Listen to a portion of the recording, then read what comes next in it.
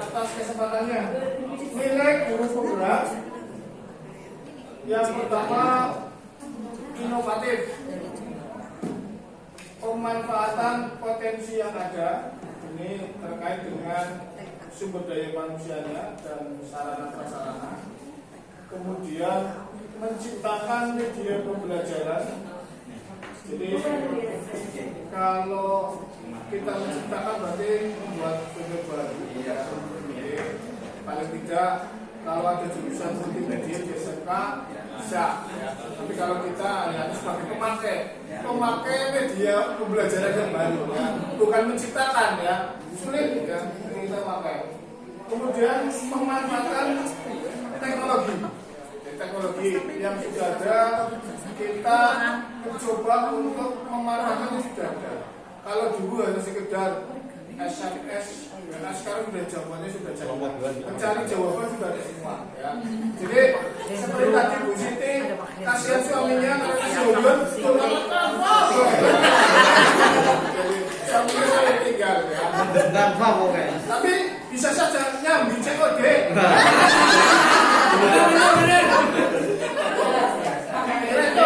Selanjutnya yang kedua dari Pak Rudi. Ya, terima kasih. Ini saya menjelaskan tentang nilai guru penggerak berpihak pada murid.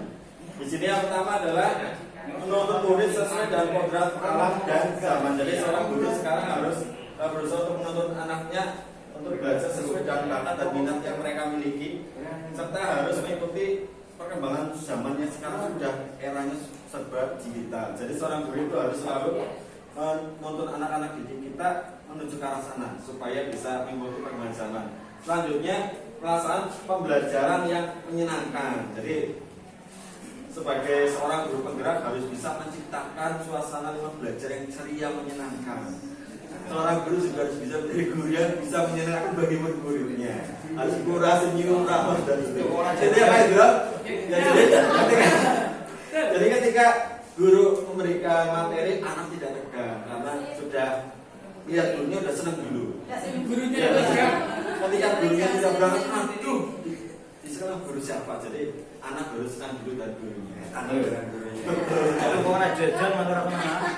Terus menggunakan media pembelajaran yang inovatif. Jadi seorang guru dalam kegiatan pembelajaran juga harus menggunakan media yang bervariasi agar anak lebih tertarik.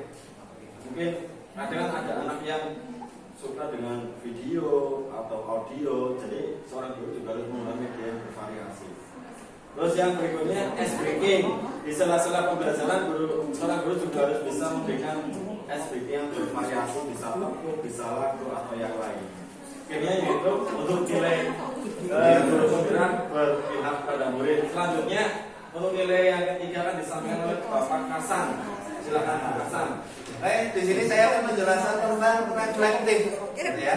Reflektif yang pertama adalah evaluasi dan tindak lanjut. Jadi dalam pembelajaran, misalnya setelah melakukan pembelajaran kita mengadakan evaluasi, gitu ya. Setelah tahu kelebihan dan kekurangannya, maka kita tindak lanjuti untuk kesempurnaan di tahap berikutnya. Kemudian memberi umpan balik. Nah, ini umpan balik itu sebagai masukan kepada kita agar menjadi lebih baik lagi. Kemudian yang ketiga adalah mendokumentasikan kegiatan.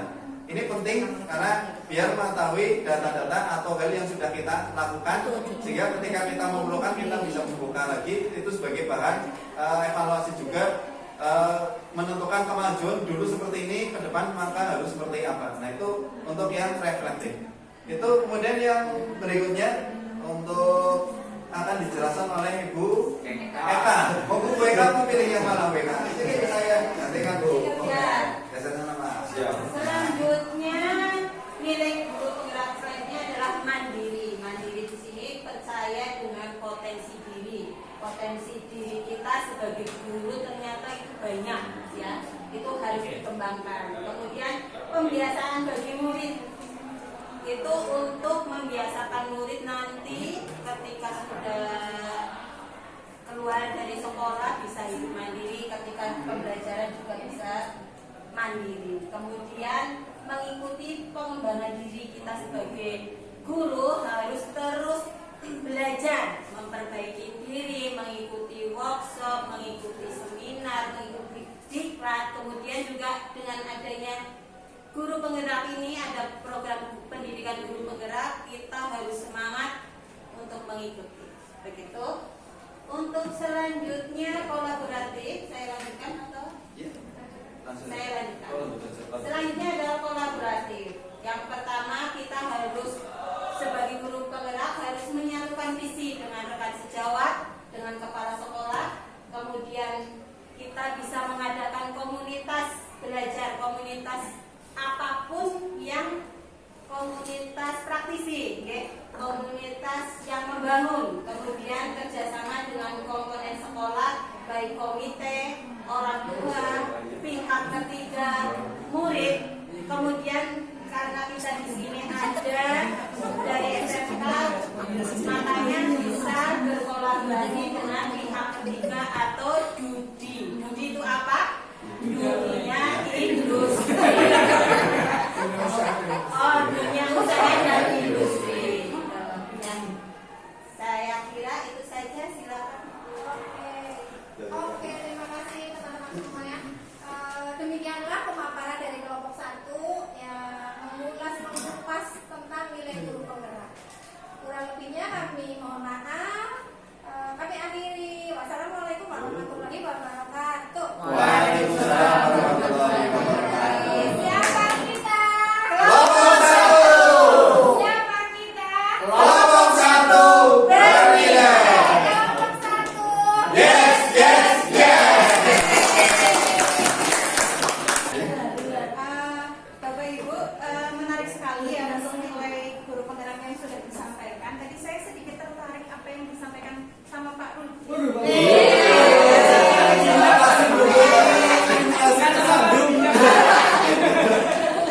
Pak Rudi menyampaikan bahwa akan menciptakan apa itu ya yang sesuai dengan pembelajaran, sesuai dengan minat bakat anak. Oh, yang menuntun, yang sesuai zaman. Ya, itu di dalam satu kelas otomatis kan minat dan bakat anak itu kan berbeda. Variatif sekali. Nah, bagaimana cara Pak Rudi untuk menciptakan pembelajaran yang bisa mengcover semuanya? Itu satu tanduk boleh nih.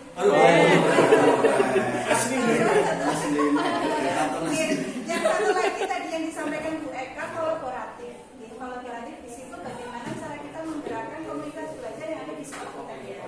Karena terus terang saya di sini mungkin ada beberapa itu kan masih tergolong untuk guru penggerak itu masih sangat baru. Kadang-kadang jadi sama dan gimana gitu ya. Tapi kan kok kita dikira mau sok-sokan bangun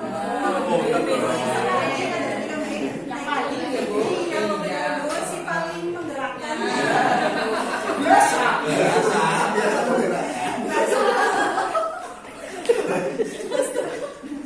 Nah, supaya kita tidak terkesan menggurui tapi bisa untuk merealisasikan nilai itu gimana?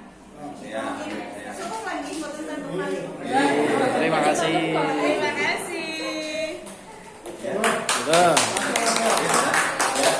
Terima kasih untuk pertanyaan dari Bu Fitri. Saya mencoba menjawab tentang nilai guru penggerak bagi murid di mana menuntut murid sesuai kodrat alam dan zaman. Sesuai dengan filosofi Ki Hajar Dewantara gitu.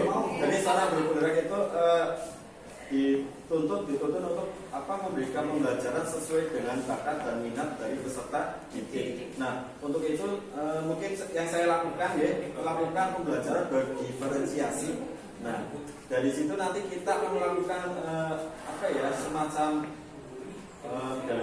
soal diagnostik awal itulah, analisis diagnostik itu untuk menemukan karakter dari masing-masing peserta didik. Setelah itu kita kalau sudah mengetahui bakat, minat dan karakter dari setiap masing-masing peserta didik, nanti kita akan menentukan diferensiasi atau model pembelajaran apakah anak si A itu bagus dalam konten audio atau video ataupun dari literasi bahasa tulis. Jadi pembelajaran yang akan saya lakukan adalah dengan pelaksanaan pembelajaran berdiferensiasi dan nanti berkolaborasi dengan berbagai guru yang ada.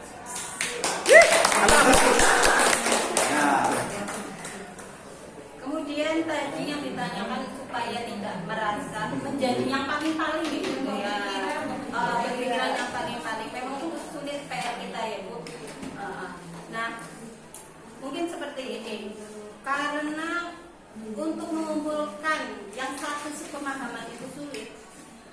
kita berusaha menampilkan apa yang terbaik.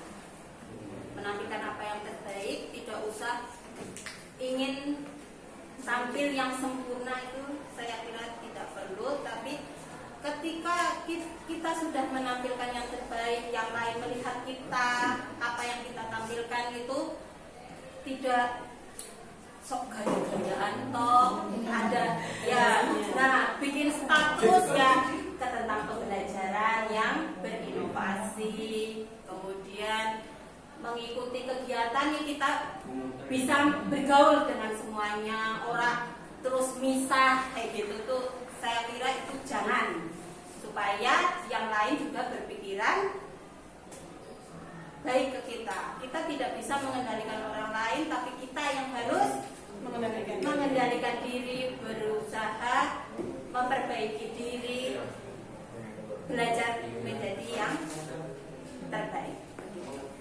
Bagaimana Bu Fitri, sudah terpuaskan? Ya, boleh saya tambahkan.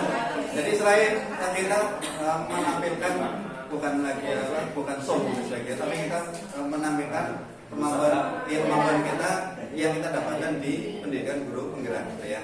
Kemudian setelah kita sudah membiasakan menampilkan kemampuan kita karena ini kolaborasi, ya kita berkaitan dengan kepala sekolah. Gitu ya.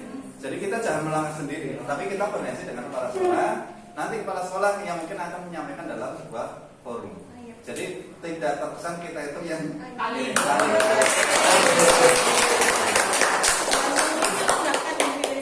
Untuk kolaborasi itu kan lingkupnya nggak cuma sekolah. Kita bisa memulai kolaborasi itu dari teman-teman yang satu frekuensi, teman-teman yang ingin maju. Nggak harus dari satu sekolah gitu kan. Misal kita pilih situ 4 atau 5 orang teman-teman yang memang mau bergerak bersama kita, mau bergerak. Nah, kita rangkul itu dulu, kita kuatkan dulu. Misal sesama guru kelas 1 SD gitu misalkan, SDA, SDB, SDC. Nah, itu kita bikin program yang paling dekat dulu aja ke pembelajaran. Nah, 5 orang itu kolaborasi gimana nih caranya untuk anak itu MRS menyenangkan, terus anak itu merasa betah gitu. Nah, dari situ nanti teman-teman pasti muncul pertanyaan, kok si A, si B, si C bisa ya muridnya banyak, muridnya happy. Nah, kita explore di status, kita bukan sombong, itu apresiasi diri sendiri gitu. Kalau untuk mengondisikan di sekolah seperti tadi kayak kata Bu Eka ya, karena di sekolah kan beragam, kita nggak bisa mengendalikan respon